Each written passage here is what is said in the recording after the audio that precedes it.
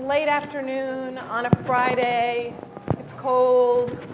I want to thank everybody for your continued interest and your presence. And if ever a panel deserved a rousing last but not least, this one is it.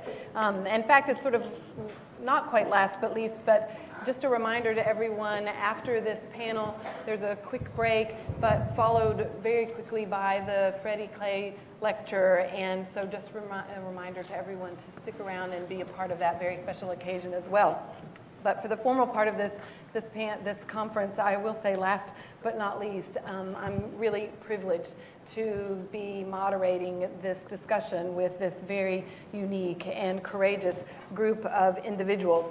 I'll do quick introductions of our 5 distinguished panelists, and then we'll start a conversation and certainly leave time at the end for your questions. So, from my left on down, first I want to introduce to you Oh Se-hyuk. He escaped North Korea in 1999 and resettled in South Korea 2.5 years later.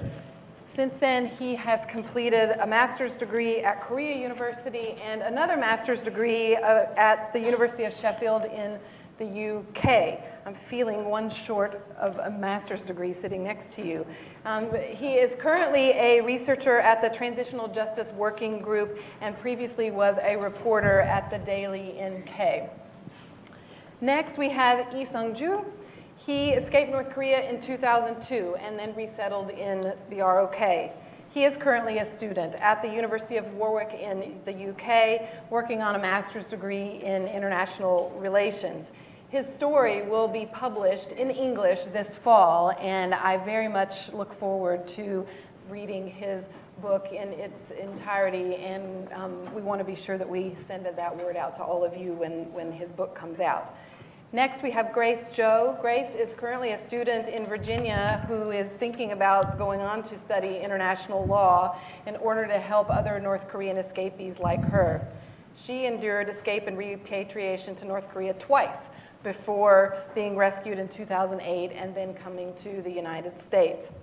Grace lost 2 brothers and her father, but remarkably, she and her mother and her sister made it to the United States. Next, we have Professor Bak Bum-suk. He is a professor at Kyunghee University in Korea. Previously, he was a research fellow at the Asan Institute for Policy Studies and a visiting research fellow at the Georgetown University Law Center. As a graduate of Georgetown, I just have to say Hoya Saksa to you, Professor Bak. And his work focuses on international human rights law, transitional justice, and law development. And another, last but not least, Hannah Song. Hannah is president and CEO of the US-based organization Liberty in North Korea, known to so many of us as simply LINK, and we all know what that is when we hear it. It's a wonderful organization that provides underground shelters for North Korean escapees, conducts fact-finding missions, and supports refugee resettlement. LINK also educates young people in the United States about the situation of North Korean escapees and engages them actively in providing support. And I'm really proud to say that one of the newest LINK chapters is actually on the campus of Southern Methodist University in Dallas, Texas. And it's an amazing group of young students that have started this club. And at their inaugural event, they had over 200 students on the SMU campus. And SMU was really proud to have that as a launching point for LINK, just feet away from the Bush Center. So I want to begin this panel with a quotation from Elie Wiesel, the very well-known Holocaust survivor and Nobel laureate, about why he decided to tell his story in the small but very powerful book known as Night, which describes the experience that he and his father had in the concentration camps at Auschwitz and Buchenwald. He wrote in the introduction to, I think, a new translation of Night, he said, "I must confess that I do not know what I wanted to achieve with my words. I only know that without this testimony, my life as a writer, or my life, period, would not have become what it is. That of a witness who believes he has a moral obligation to try to prevent the enemy from enjoying one last victory by allowing his crimes to be erased from human memory." I think it was Justice Kirby and others who may have referenced the trials at Nuremberg earlier in the day today. And I, long before even those references were made, wanted to begin this panel because I think what these three young people are doing in sitting on this stage today, but in all the other forums where they have begun to tell their story, and so many other young North Korean men and women who are telling their story, is really a testament to their courage. And for me, it's just an honor to be on the stage with you. Like Elie Wiesel and other Holocaust survivors, my sense is, and I think it's actually true, that more and more North Korean escapees are beginning to tell their stories and providing crucial information about the crimes and practices of the DPRK regime. And it's making a difference, particularly given the difficulties with information coming out of North Korea, the lack of images and video that tell the story. These are the witnesses, and their story is important, and their future is important to us. And certainly made a tremendous difference in the important work of the UN Commission of Inquiry and the dozens of people who stepped forward to tell their stories. So I want to begin this panel by asking Sungju and Grace and Se-hyuk to tell us, why is it important to you to tell your story? Why did you make that decision to so publicly begin to share your experience, very difficult stories, and why do you think that more individuals like you are beginning to feel the confidence and the courage to tell your stories in such public ways? And then I would ask Hannah and Professor Back to talk a little bit about what difference has it made in the United States, in the ROK, and in other countries that their stories are becoming better known. What difference has it made from a policy standpoint? What difference has it made in just general understanding and interest and appreciation and willingness of the American people or the Korean people to want to support them? So I'll start here and we'll sort of go down the line. Okay, I think I just started my personal motivation. You know, everybody, people, if they have any interesting stories or the painful stories, they just want to talk about before the other people. So I just started it, but at the same time, I couldn't open it because my remaining family might be punished by the government of North Korea. But so I just wanted to tell the truth, and also maybe about 5 years ago, something struck me. Even after coming to democratic society in the free world, I still have to fear about the regime, So I really hated myself. So that's why I thought, okay, I will tell. I will. So no reason I have to, hide the story of the truth. Yeah, that's the reason. Thank you. Sungju? For me, it takes a lot of time to share my story in front of people. And then the reason that I try to share my story with the people, it's kind of hope, because when I was 12, my mother left home. Also, my father left home. I became gochebi, which is a street boy. And then finally, I got to South Korea when I was 16, and I met so many people, just South Koreans. Also, I had experience. I had a chance to live in the United States a year. Also, I met people there, kids. And also, I had a chance to live in Canada 2 years ago. I met another young people. They have stories. I mean, I met many children. Their parents not healthy. Some of them have only mother. Some of them have father. And then they complain their life. I mean, they keep saying that there is no hope in their life. And then I try to share my story. Come on, cheer up. When I was 12, my father left home. My mother left home. And then I had to survive on the street with my friends. Then you have home, you can go to school, and then you have your parents, but your father. And then you can see your mother openly. So that's why I want to share my story. I don't want to condemn North Korea. I mean, everybody knows that North Korea it's a crazy country. But even though the regime is crazy, but I love my hometown. I love my country. In my heart, there is no North Korea and South Korea. Also, I raised in North Korea, and then I got to South Korea. I had a huge identity crisis. Who am I? And then, after years, I found my identity, which is Hanbandoin in English, just person from Korean Peninsula. With this identity, what can I do for my country? So that's why I want to study more to prepare unification. The unification comes, so that's why we have to prepare for that. So that's why I want to share my story. It's a hope, and then also for my dream. Grace? Again, it's my pleasure to be here today and share my personal experiences and in front of our wonderful people here today. Especially I want to thank CSIS, HRNK, and George W. Bush Institute, and other wonderful organizations hosting this great event.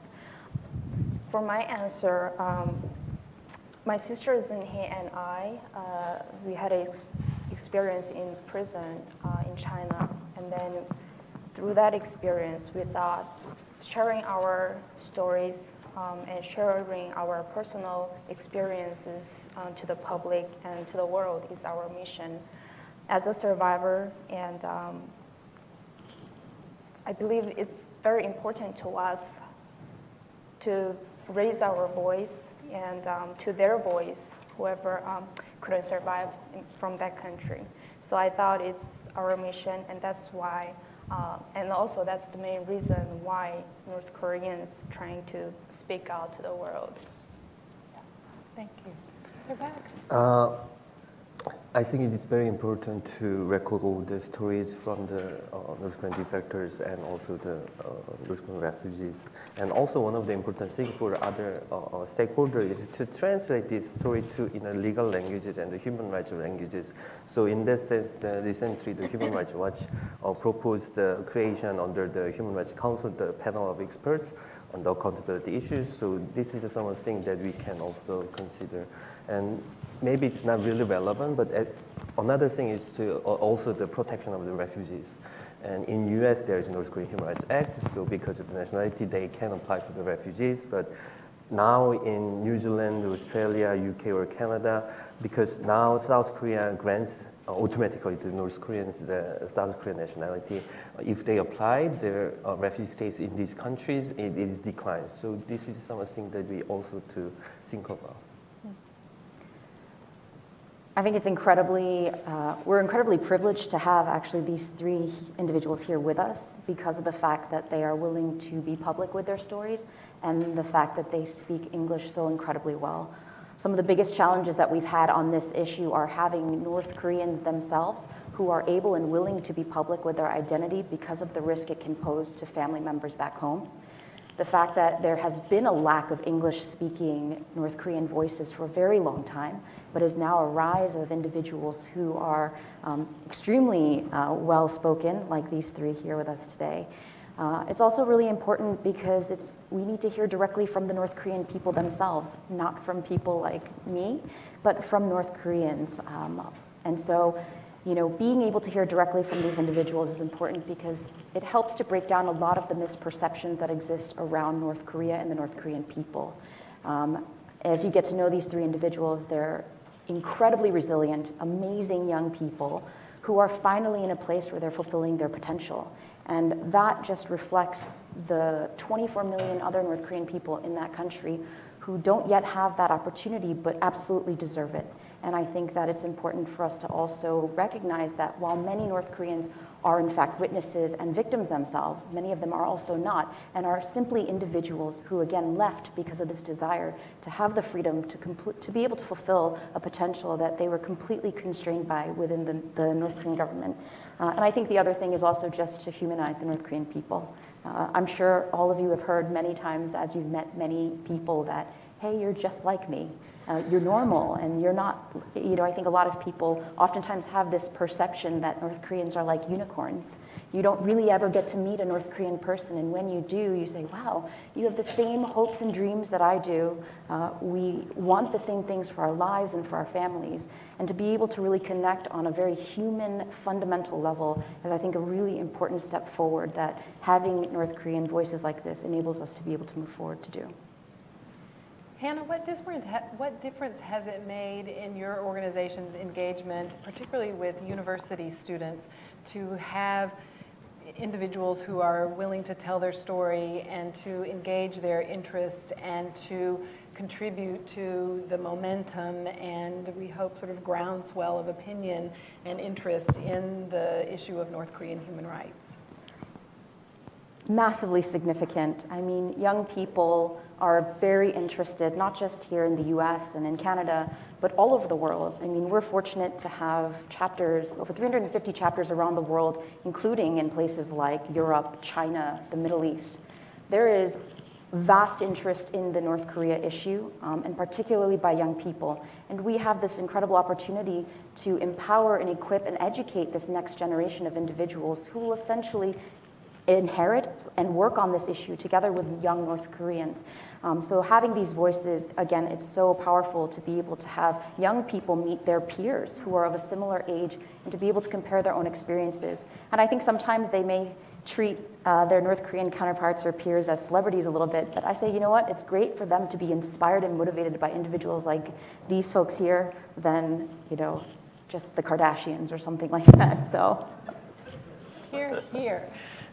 So for everyone, but especially anyone in the audience here at CSIS or possibly watching online who may be new to the North Korean human rights issue, I've asked our three of our panelists to talk a bit about their personal experience, their survival inside the DPRK, and also their escape. And I want to start with Grace and ask you if you can just give us a sense of, I know you were very young, but give us a sense of what your daily life was like, what memories you have of your daily life, you with your family inside North Korea before you and your sister and mother departed. Thank you. Yes. I was born in 1991 from Hamgyong province in North Korea. That's the border of China, and it's very close to our house. And I was born into a middle-class Seongbun family. I think through the panels in previous, we were talking about the different Seongbun levels as well. So my family is pretty like middle-class Seongbun, and primarily raised by my grandmother until I was 6 years old. In North Korea, I had 5 siblings, and but my older sister, the oldest sister, went missing in China when she was 17 years old, and it was in 1998. And 3 brothers died during the famine. Today, only my older sister, Jinhae, and I survived with my mother. She is here today with me. And I remember that after we woke up in the morning every day, we had to carry a bag with me and go up to the mountain. And I followed with my sisters or my grandmother to find wild vegetables.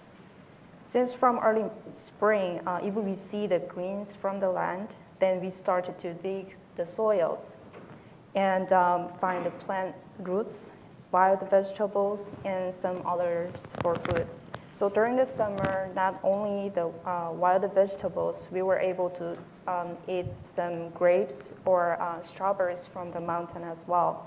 But once the winter comes, we had to struggle again. We had to stay in cold, and most of the time we had to drink water instead of food or wild vegetables.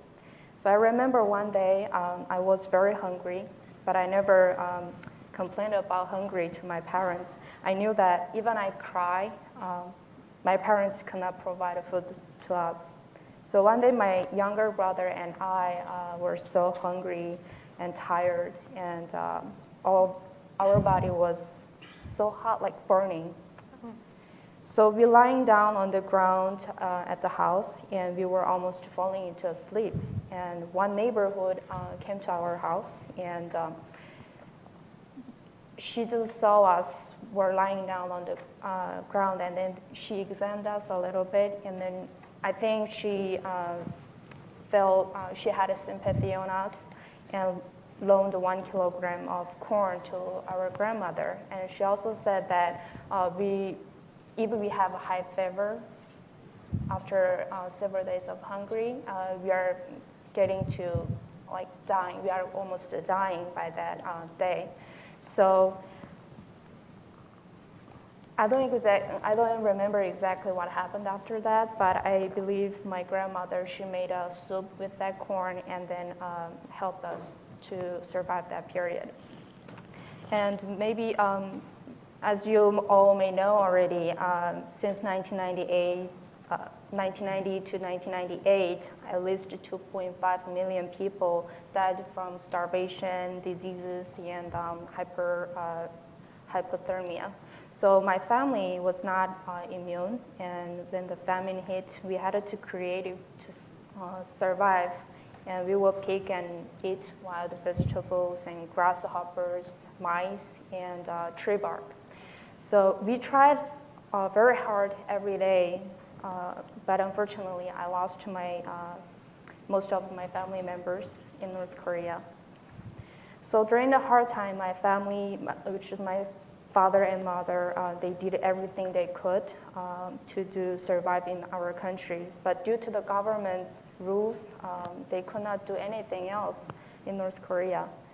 And eventually, when my parents ran out of ways to feed my family, they made the hard decision to illegally cross the border to China to purchase food. However, when they returned home, my father was arrested by the police, and officials from my town came with the clubs and took my mother away after ruthlessly beating her. So we saw that, and they also took away everything my parents brought from China. If they see it's not made in North Korea or from North Korean market, then they took away everything from our house. So my grandmother, my younger brother, and my older sisters, we all cried and tried to hold on to the things that they were taking away from us. In one day, we lost our parents' food, and our house was in ruins with nothing left for us. And my father was tortured by the police and was forced to admit to all the charges that they were accusing him of. And the punishment was very difficult for him to endure. And at the end, he had to pass away while he was transferring to the prison. And my mother, luckily, she got released after she got caught in North Korea because of her pregnancy. But after several months later, we heard the news that my father passed away. And then that news was shock, and my mother bore the child, and only 8 months. It was premature child. So that was, I think that just happened in very short period, and that was our family's tragedy happened in that year. And several months later, my grandmother passed away because of illness and starvation. And my younger brothers, they died because of starvation as well. And the newborn baby, Gukbum, he died after 2 months he was born. So I think that was in 1998, during the summertime. My mother, she made a decision to escape North Korea because she don't want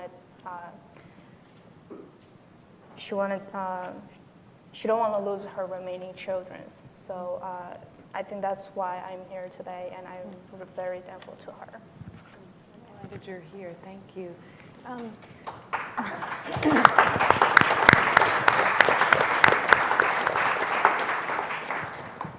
Sayek, I wanted to ask you, I noted that you recently actually won a prize for a speech that you gave in English, and so congratulations. And what I read of that speech, you spoke very eloquently about your sort of changing and evolving understanding of freedom. And I wanted to ask you, particularly since there was so much discussion this morning and this afternoon about information and the role of information. My question to you is, when you were still living in North Korea, did you have a concept of what freedom and rights are, or what was your understanding of that, and what, if at all, did any information that you had access to influence your understanding of who you are and what freedom is and what rights are? What was that like for you? In North Korea, I had no idea about what the freedom is, because I never heard about it, maybe never thought of it seriously, what the freedom is, because there are different, the terms of the freedom of the thought, freedom of the expression, freedom of association. But I never heard about these, the rights of freedom, because North Korea, the government, they think these rights can make the people, as a threat that the regime, the security of the regime. But maybe when I was a high school student, when I wanted to travel to Pyongyang, I had to get the permission from the teacher, and my teacher didn't allow me to go, but I went, and then after coming back the classroom, I had to, stand up back the classroom, and when I was also high school student, all North Korean high school students are mandated to perform their hard labor in remote to the farm sites. But in a sports class, my left leg was broken, but it still hurts me. But I had to go that one. Maybe freedom like that. I just want to escape that hard labor. I want to go to travel to Pyongyang without to get permission from the teacher. And also, when I make a decision to leave North Korea, escape North Korea, starvation, the time I left North Korea was 1999. That was the time, kind of the transition time from the chaotic status to marketization kind of thing. So people still have to adjust themselves to the that kind of the transition. But at that time, I never expected. Many people never expected,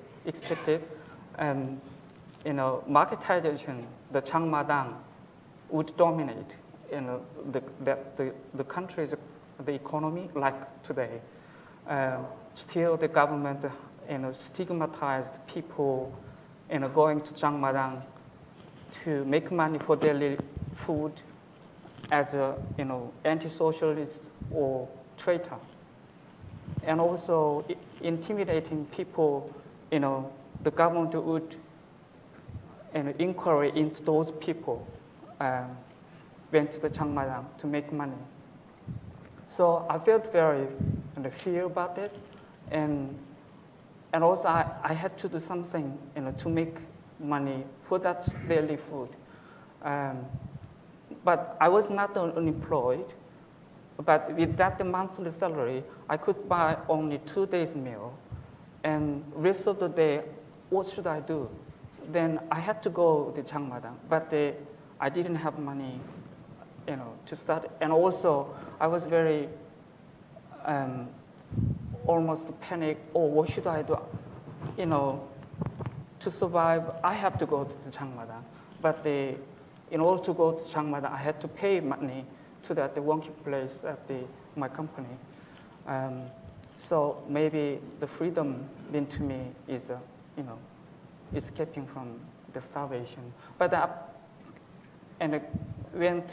coming to the China,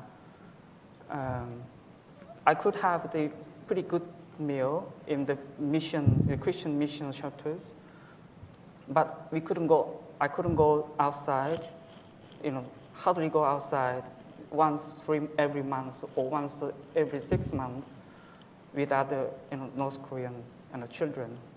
So I just want to be a person and the people like the ordinary people in China, in the morning go to work and then get off the working place. I just want to be that kind of people, but it's impossible to me.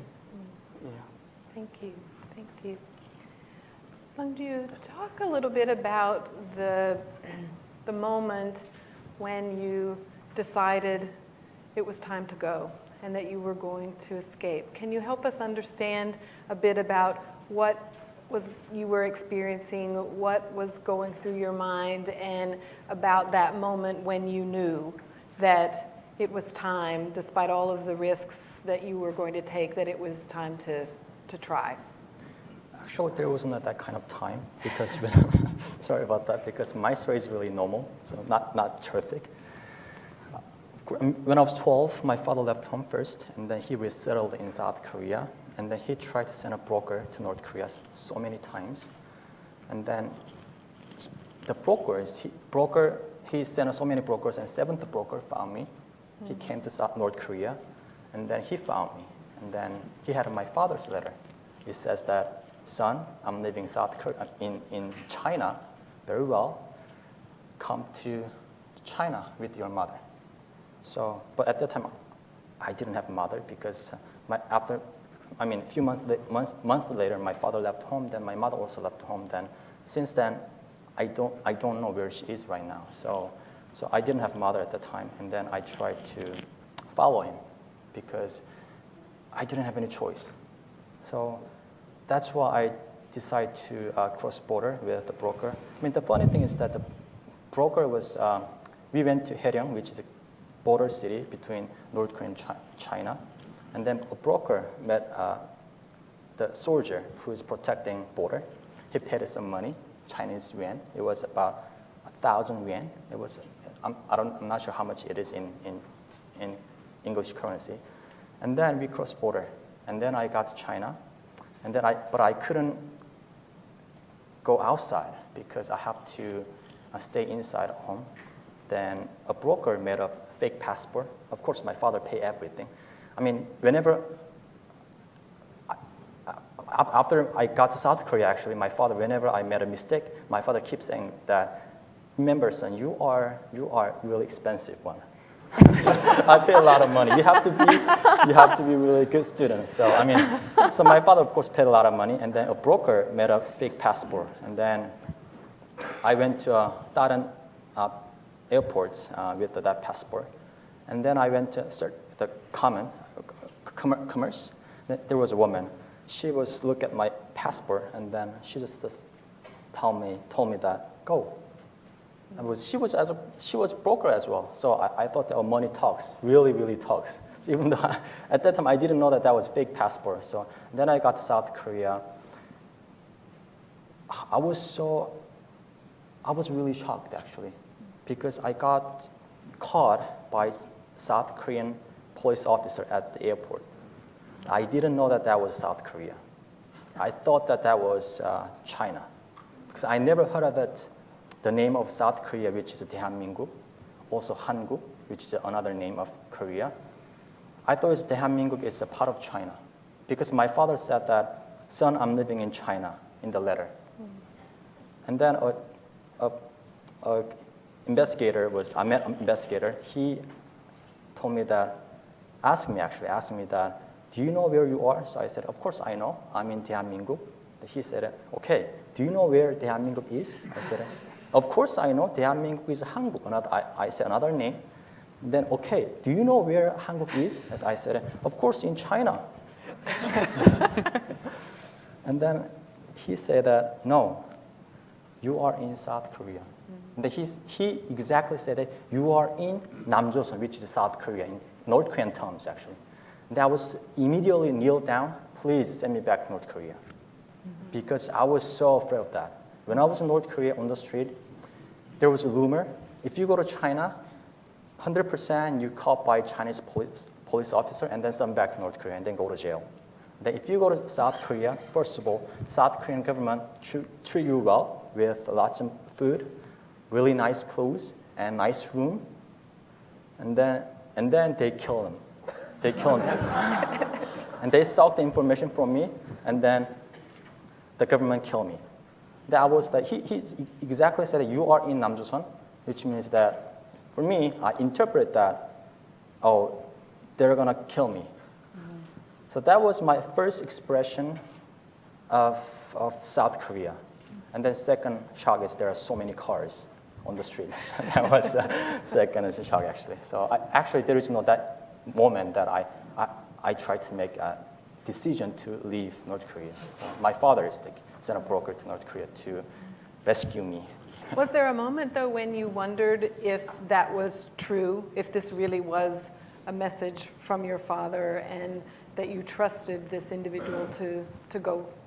Because I had to trust him because in the letter, there was a game I used to play with my father when I was young.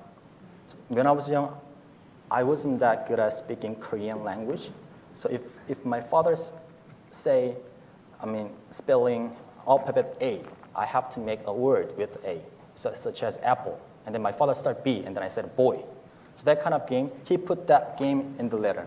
So that game was just between me and my father. So that's why I for sure he's my father. So. Thank you. Professor Back, talk a bit about opportunities to support North Korean escapees more. What are some of the options that might be available or mechanisms that either could be put in place or that already are in place but that might be underutilized to be supportive of escapees before and after they have made their way to China and then further along the path? Yeah, it's very important to think and research more of the ways to further directly utilize many UN human rights mechanisms. So I think also to implement the recommendation from the COI report, I think the many things should be considered, especially under the UN Human Rights Council. There are 41 thematic special procedures. So, for example, the working group on arbitrary detentions or working group on enforced disappearance. These are some of the special procedures that also we can use, and also the treaty bodies that North Korea already ratified. As you may know, the 4 major human rights treaties are North Korea already ratified: ICCPR, ICSCR, CRC, CEDAW. So, and maybe this year, North Korea also ratified the CRPD, the rights of the people with disabilities. So these are some of the things, treaty bodies are some of the things also we can think to utilize. And the other thing is, as I mentioned in the previous questions, that the countries, like not only the US but also other countries, whether they can more welcoming the North Korean defectors. So it's some of the things also to be considered. Thank you. Hannah, I also want to pose the same question to you, particularly since organizations like yours and church-related groups and even individuals who have been so supportive of escapees once they have made their way to China. What have you learned along the way in your interactions with escapees that has given you a sense of what the opportunities might be to support them better or differently? Yeah, I mean, I think that the biggest thing really is the most obvious, which is that every individual is different and has different needs. And so there isn't really a one-size-fits-all model, I think, in terms of resettlement support or assistance that works. But that being said, at least for us, we have found that there are a number of challenges, obviously, that North Koreans may face, and it also differs based off of where they have come from, the type of access or privilege they had in North Korea, the amount of education they had. And so, and a lot of these challenges will have to do with skill set and education challenges, mental health issues, just general health issues, social challenges. So there are very different buckets of challenges and areas where there are opportunities to support North Koreans. Overwhelmingly, we've kind of put the opportunity in two buckets, one being upon the initial resettlement in the first 12 to 24 months, really ensuring that individuals are taking advantage of the benefits that are offered to them by the governments, be it South Korea or the United States, and really helping individuals to also really get on their own 2 feet. The sooner they can be less dependent and reliant on government assistance and benefits, and the more independent they can become, that's always a positive thing. The second area is what I think we have an opportunity to do, which is just empowering North Koreans, especially young North Koreans, in the sense of looking from a long-term capacity building perspective. Again, many young North Koreans, like the individuals that are here with us today, they've demonstrated this incredible and tremendous potential that they not only have, but are already fulfilling. Incredibly bright and resilient individuals. And our opportunity is to really support them, to provide them with tools and resources and opportunities to pursue higher education, to support them financially in that. I mean, I think one of the most unfortunate things is that for very bright young North Koreans, for example, they work so hard and can get into a level of perhaps undergraduate or even graduate studies and will get themselves to that point, but perhaps don't have the financial means to actually pursue their education. And I just think that that's a really unfortunate thing. And so I think the more we can support in sort of empowering North Koreans, it's important because the North Korean defector community, North Korean refugees, they are the most effective agents of progress, I really believe, on this issue. Because of the role that they're playing in helping to change North Korean society even inside after they've left, but also because of the future role that many of them will play in the future of the Korean Peninsula. And so I think it's incredibly important for us to understand the opportunities we have to support and empower this community of resettled North Koreans. Thank you. Before we turn to the audience for your questions, I want to ask our 3 friends to talk just each of you a little bit about what has made you so resilient. Is it a vision that you have for your future? Is it someone that you encountered along the way that gave you hope or inspiration? What has made you so resilient and in the short time that you all have been outside of North Korea? We'll just go down the line. Well, I think the defectors, I am an individual defector, but my story can be a voice of moving international community and the act that the North Korea human rights issues. So maybe that could be the role of defectors, and also now it's kind of now I'm working on that, try to being beyond the individual level, and so I'm working as a full-time the NGO worker. So I try to encourage the other defectors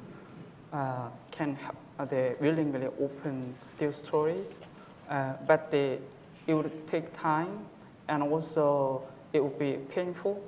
But one day, the defectors, they will be able to open these stories. For me, hope that I have to meet my father and my mother in North Korea. That made me so resilient when I was in North Korea. Then in South Korea, I have to catch up because I had to go to high school when I was 19. And then also I started English when I was 19, A, B, C, D, F, G. I all the time sang this song. But at the moment, my dream makes me so resilient because I found freedom in South Korea. And then I found my identity in South Korea. As I mentioned that I hate the government of North Korea, but I love people in North Korea. They are my brothers and sisters. And someday, unification come to us, to South and North. And then I can do something for people because I had experience in North Korea. Also, I had experience in South Korea. I mean, of course, unification will be a huge thing. I mean, North Korea and South Korea, it could be a huge wave. I mean, these waves kind of confront each other, then there will be huge tornadoes. If there is one sponge between them, then that tornadoes goes down, and then through that sponge, there will be a human unification. Then that will be the unification that we really want to have. I mean, of course, this is really idealistic approach. I know my friends keep saying that, oh, if you want to study that kind of stuff, then you will have huge starvation as when you were in North Korea because you cannot make a lot of money with that. But my heart is beating for that. Unification has two meanings for me. First of all, the only way that I can go home to see my friends and my parents, my relatives. And then another meaning, unification is only hope for both Koreas. Of course, if there's unification in the short period of time, we will have huge difficulties. But in long run, we will overcome because Koreans have strong identity. Koreans have power. I believe that because look at the North Korean defectors in South Korea. They survived in South Korea. And then look at the people in other countries. They survived in that country, which means that they have a strong resilience. That comes from their past experience in North Korea. So that, I mean, hope and dream has made me kind of being resilient. Grace? Yes, for me, I met one Korean American. You'd speak up just a little bit. Okay. I met a person in China. That was in 2001. His name is John Yoon, and he is Korean American missionary. And then at that time, my sister and we were at the pastor's house, and we were studying Bible, and we were studying Chinese in that house for about 1 year.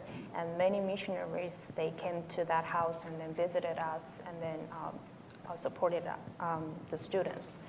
There's about like 6 or 7 North Korean orphans students were there together. We studied it there. And after he left, we passed like 2 or 3 years. And then in 2003, I met him again at different location.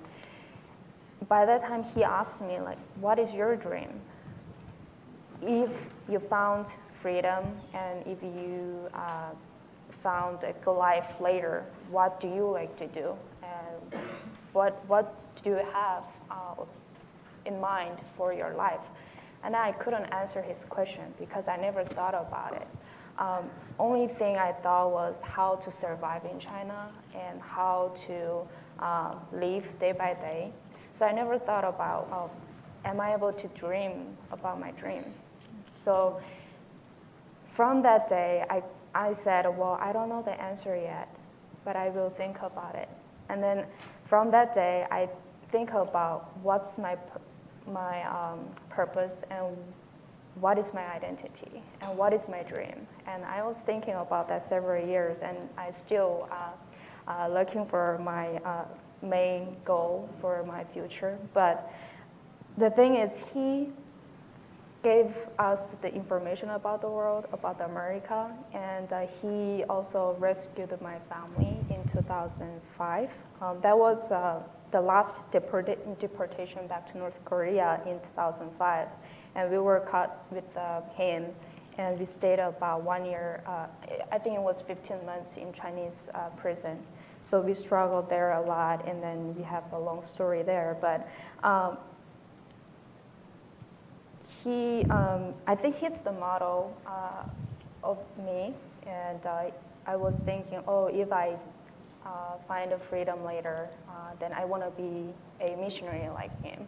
That was first thought, and but I'm not going to study for missionary in these days. I'm still looking for what's my major in community college, but I think he was the main core in my family to think about freedom and to look for our freedom light in our path. Grace, you've become like all American students trying to figure out what your major is supposed to be.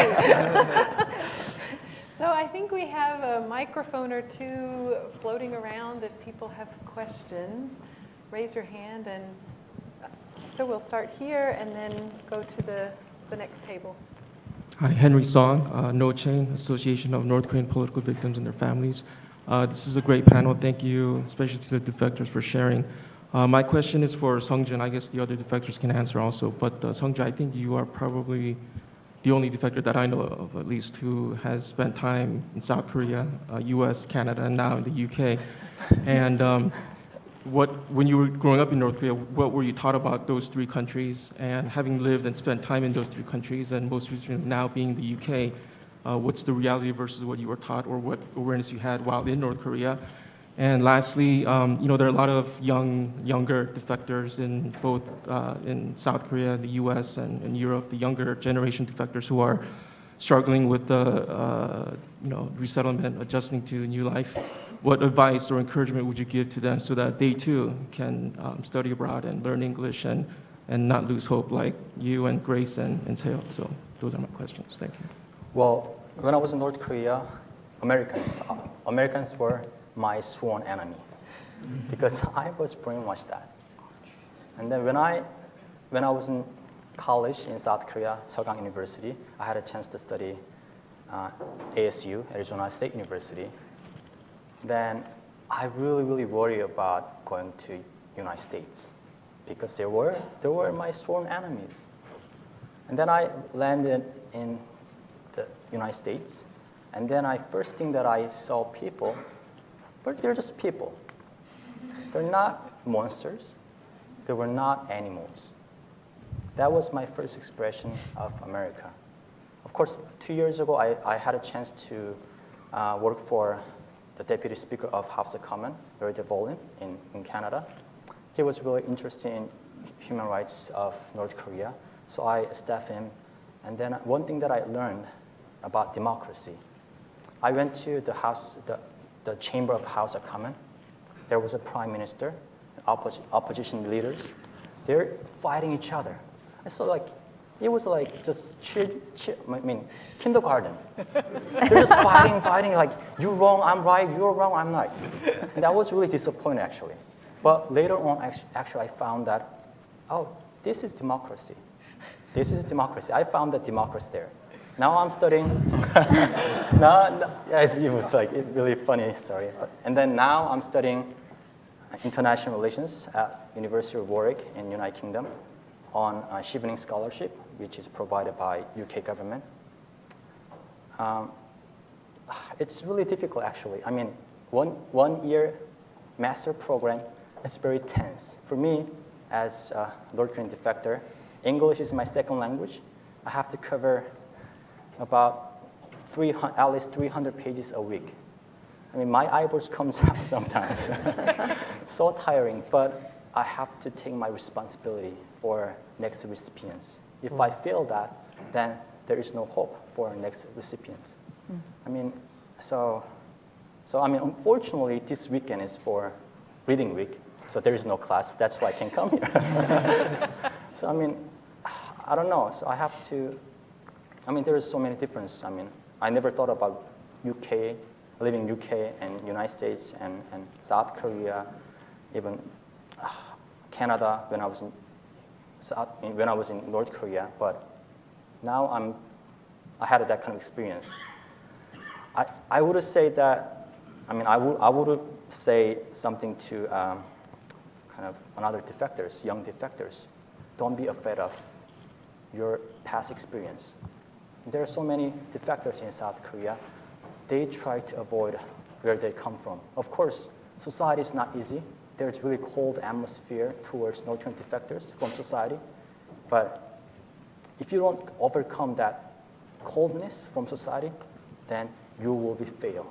And then South Korea, it's gonna be another hell for your life. So you have to overcome that coldness from society, then you can manage your life. Then you can plan your life, and then you can find your dream. So that's all thing that I can say. I think we had a question over here at this table.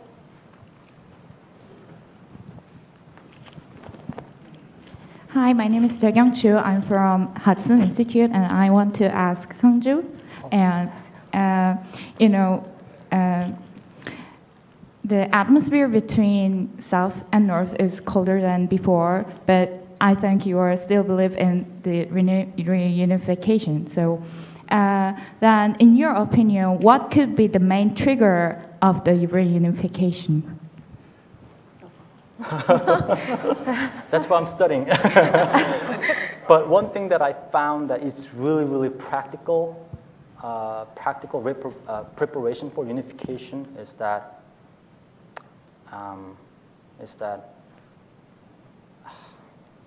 being a friends with North Korean defectors in South Korea.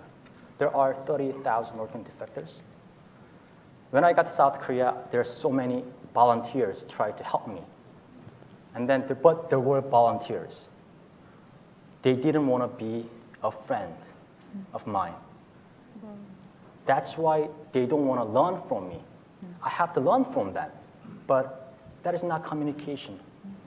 And then someday, they was really pissed off me because, I mean, I just said, for example, I said, oh, my back is really itchy. Can you scratch my back? And then he just like, okay, scratch your back, scratch. And then, but actually he just scratched my back left side.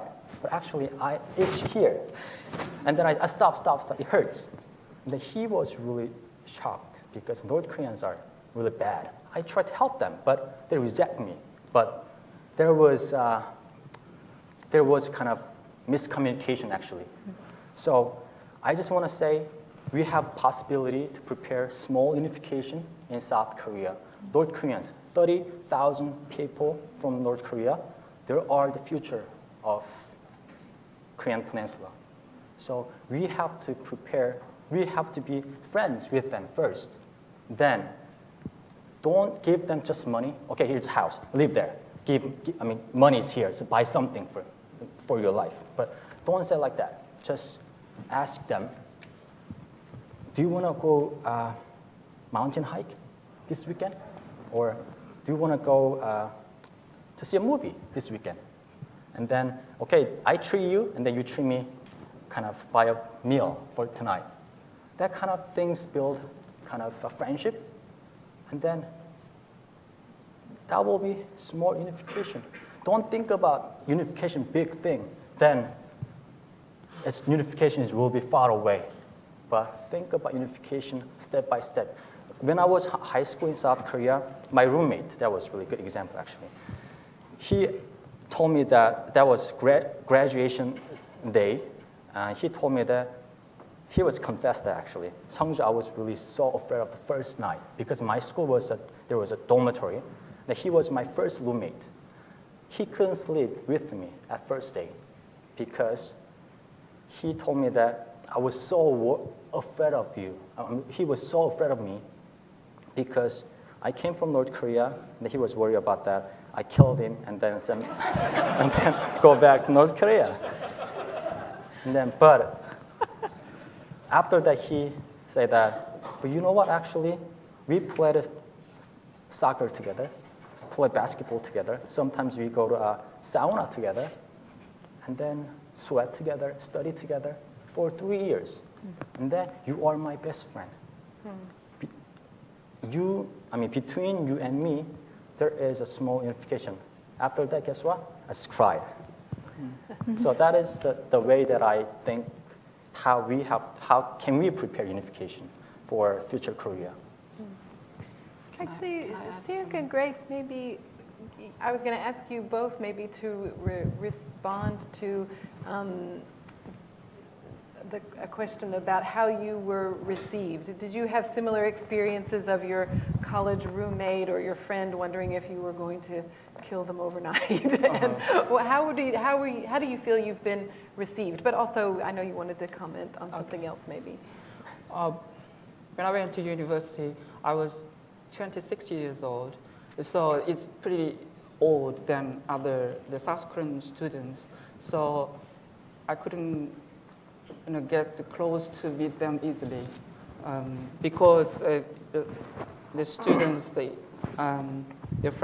freshman students, they, from my appearance and then orientation, introduction, they say try to be the distance from me. And also I was pretty busy because I had to study and I had to work as a part-timer, the convenience store or other things. So I could barely have time to get along with them, the students. But the church communities, they are always, the family friends, they try to help me. And also, whenever I need some help, for example, in having the mobile phone, and ask them. And when I purchased my personal computer, first personal computer, they took me to the store, and this one is like that. And when I didn't even know what is the MS Word and what is the Hangul Word program. And that was my experience. And also,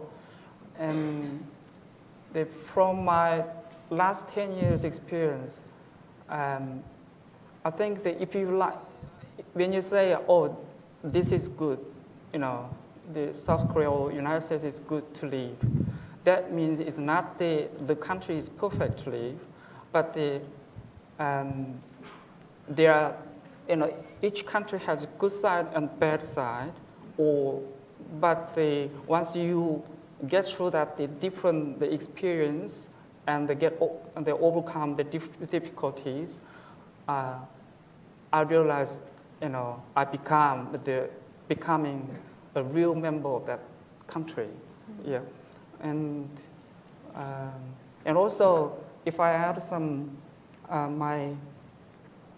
the thoughts to how to facilitate the unification.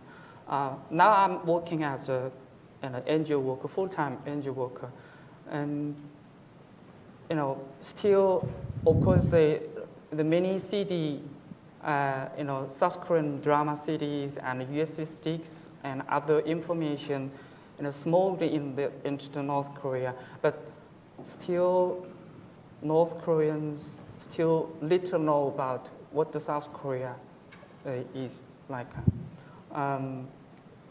This week, Monday, I interviewed one girl. She came to South Korea in 2012. She came from the North Hwanghae province, and she used to be the diver to catch some sea ginseng like that.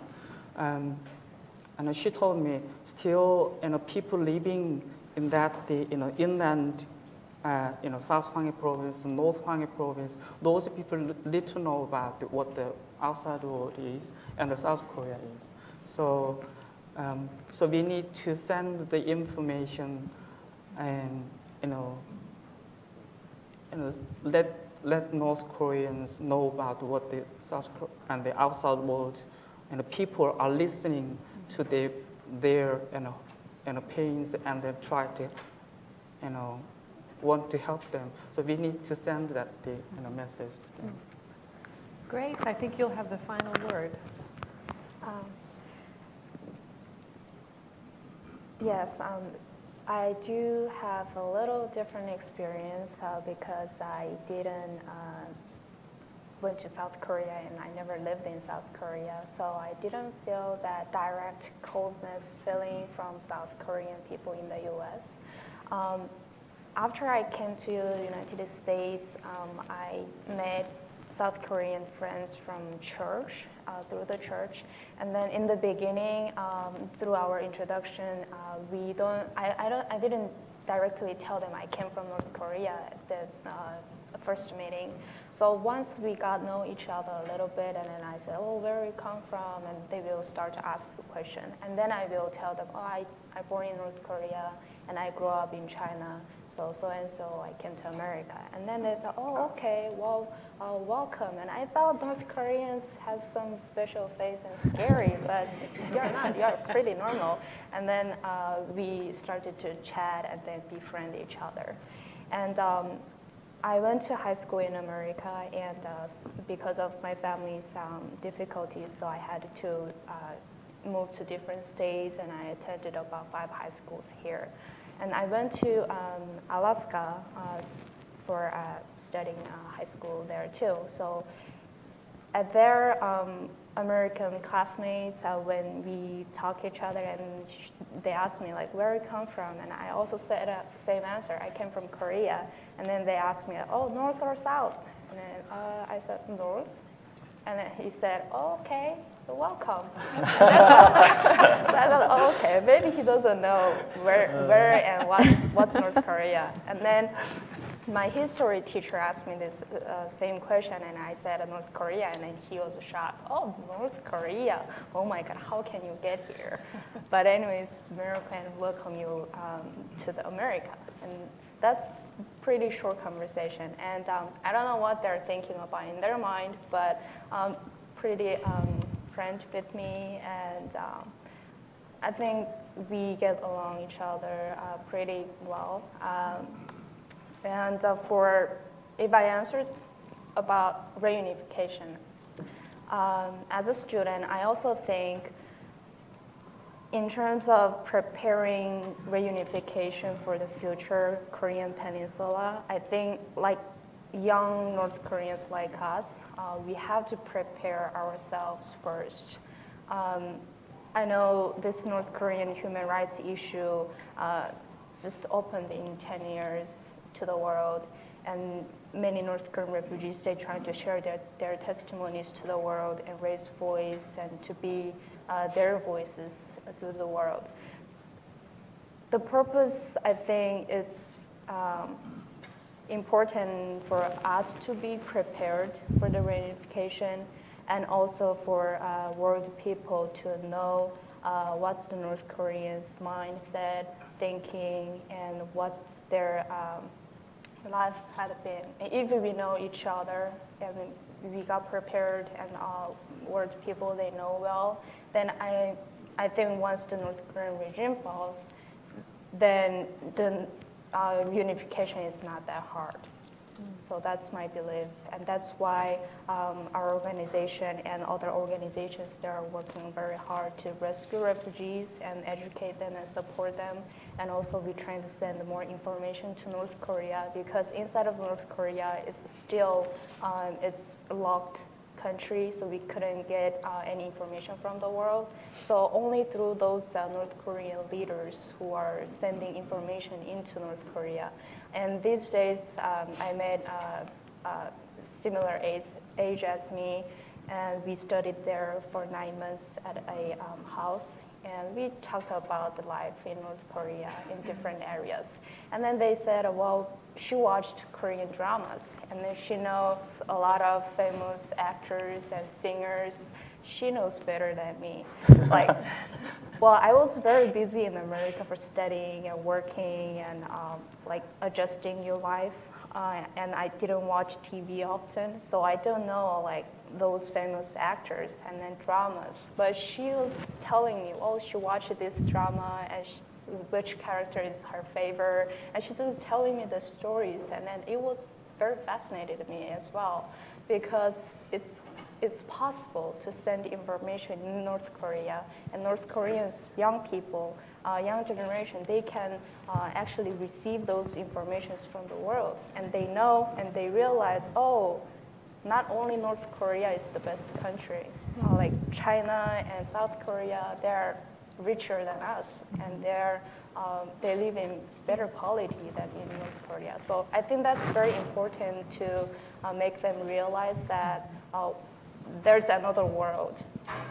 And also another hope I really hope is we're trying to send a message with those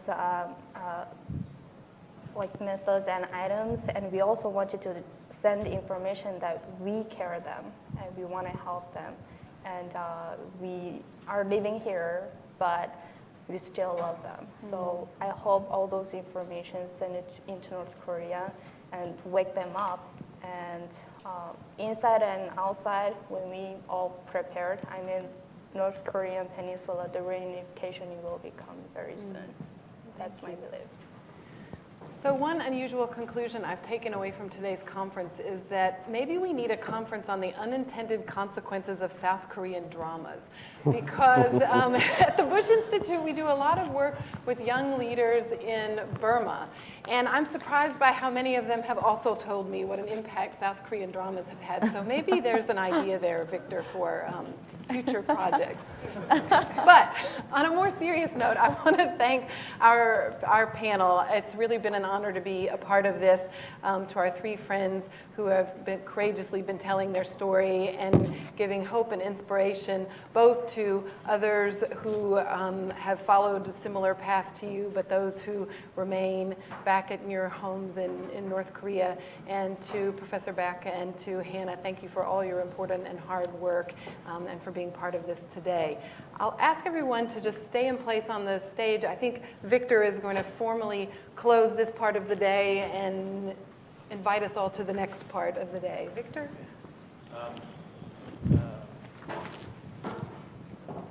Thank you. Thank you, Amanda. This was really a fantastic panel, and it's a great way to close out the day. I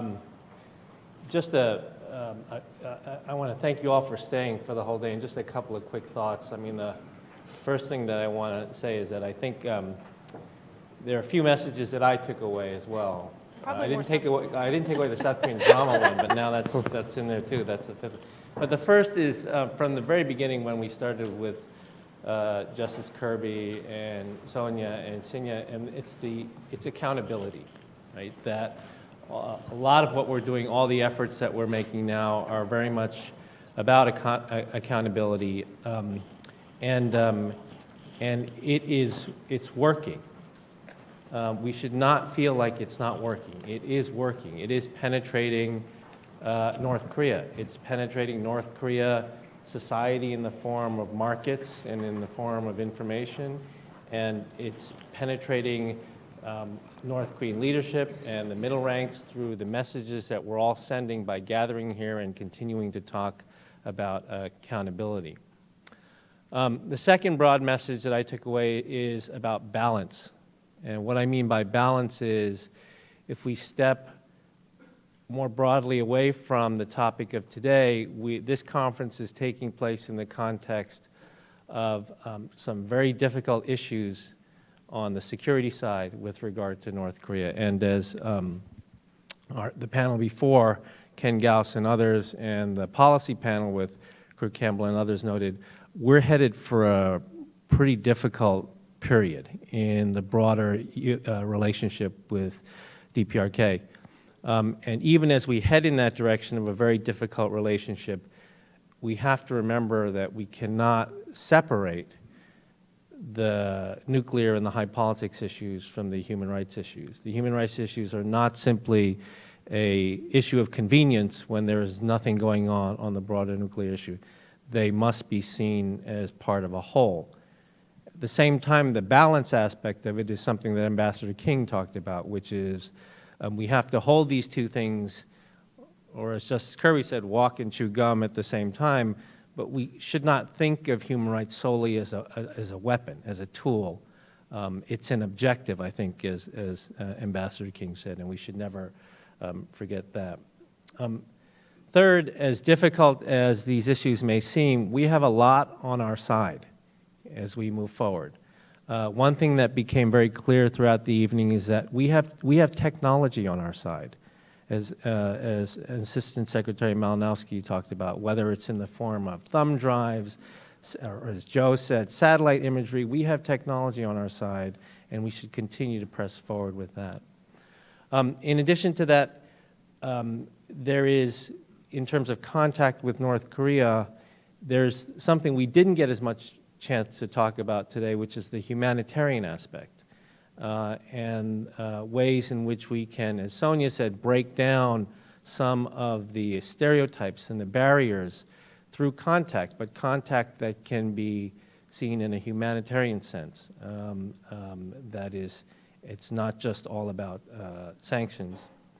And as this panel showed, one of the places where we can do a great deal of work and have an impact here outside of North Korea is with regard to folks, the escapees, people who are outside of North Korea now, who are going to school. I mean, education is about the most important thing that they can do at this point, and the more that we can do to help them, I think, is very important. And then finally, as Tom Malinowski said, we have to continue to have a sense of purpose and faith that what we're doing is the right thing. It may feel, as Tom said, quixotic at times, and sometimes it may feel like we're all alone in doing this.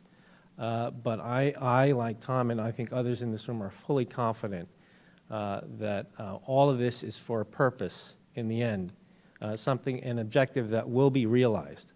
And that everything that we've done up until this point will be significant and will matter in that respect. So these were the sort of lessons I took away. I will remember the one about the South Korean dramas and soap operas, although I don't really watch those things, but they obviously have an impact. Let me close by, first of all, thanking our partners in this project, the National Endowment for Democracy, the Center for Human Liberty at Yonsei University, the George W. Bush Institute, and HRNK. I also want to give a special thanks to Jung-An Kim and Jane Kim for being able to support some of the work that we're doing in this regard.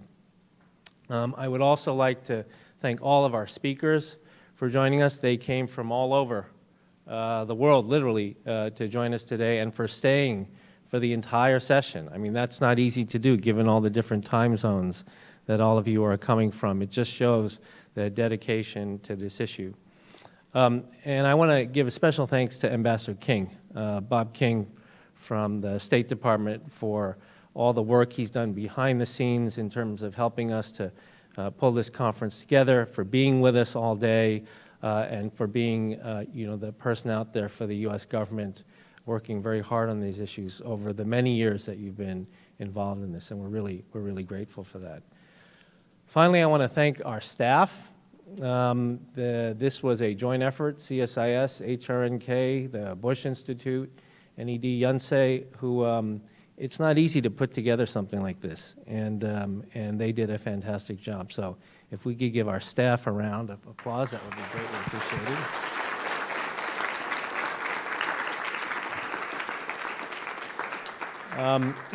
And then finally, we invite you all to join us for a reception in the Sam Nunn Lounge, which is right across the way there.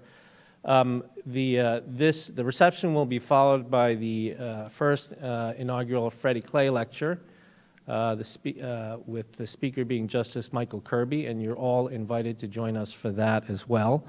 My only request as you exit the room to imbibe and to enjoy some of the food that we have out there is that you take your materials with you, because the staff needs to refresh the conference area before the inaugural lecture. So with that, today's session is adjourned. Thank you very much, and if we could give the panel a round of applause, that would be great.